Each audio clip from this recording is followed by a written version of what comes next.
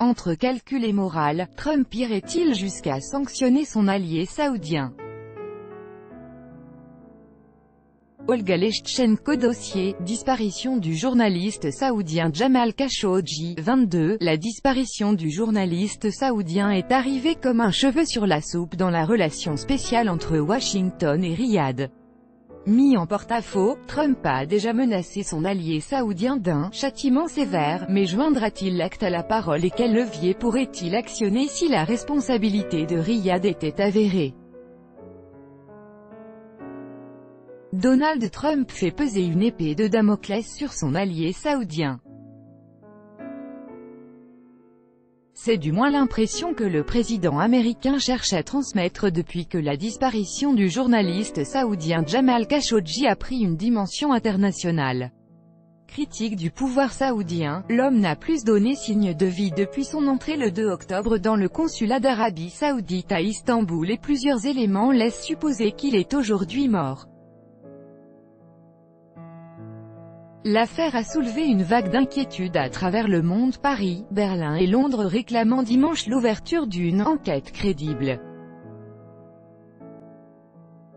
Le chef de la diplomatie britannique a menacé l'Arabie Saoudite de « graves conséquences » en cas d'implication du Royaume, ce que ce dernier dément. Outre-Atlantique, un Donald Trump plus prudent et plus lent à réagir que d'habitude a lui aussi fini par adopter un ton grave, menaçant publiquement son fidèle allié saoudien d'un « châtiment sévère » si celui-ci s'avérait effectivement responsable. Sauf que mettre en pratique cette menace sans miner les relations entre les deux pays qui sont extrêmement avantageuses pour les États-Unis pourrait s'avérer difficile voire périlleux. Donald Trump pris entre deux feux. Donald Trump louvoie, il s'était récemment rendu en visite en Arabie Saoudite, ce qu'il présentait comme sa prouesse. Il y a en effet signé un contrat pour près de 100 milliards de dollars et il ne voudrait certainement pas renoncer à ce succès, a expliqué à Sputnik Yuri Rogulev, directeur de la Fondation Franklin D. Roosevelt pour les études américaines auprès de l'Université d'État de Moscou.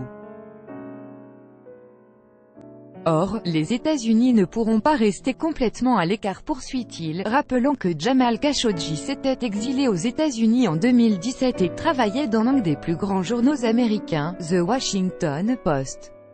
Des circonstances qui imposent à Washington une réaction, l'empêchant de fermer les yeux. Dans ce contexte, Donald Trump a déjà laissé entendre qu'il ne lâcherait pas prise, excluant toutefois des répercussions économiques comme la limitation des ventes d'armes au Royaume. Une option redoutable, mais qui serait sans doute trop sensible pour l'économie américaine alors que le slogan « America First » reste le fil conducteur de la ligne menée par la Maison-Blanche. Des contrats pour plus d'1 milliard de dollars, concernant notamment des missiles anti-chars, avaient déjà été approuvés fin mars au début de la visite du roi Mohammed Ben Salman, l'homme fort du royaume. S'ajoute à cela un nouveau contrat d'armement pour un montant de 1,31 milliard auquel l'administration américaine a donné son feu vert en avril dernier. Un autre lien rattachant Washington à son allié saoudien est l'Iran. Épine dans le pied des États-Unis, la République islamique est également l'ennemi numéro 1 de l'Arabie Saoudite. Et comme on le sait, rien ne renforce plus l'amitié qu'un ennemi commun.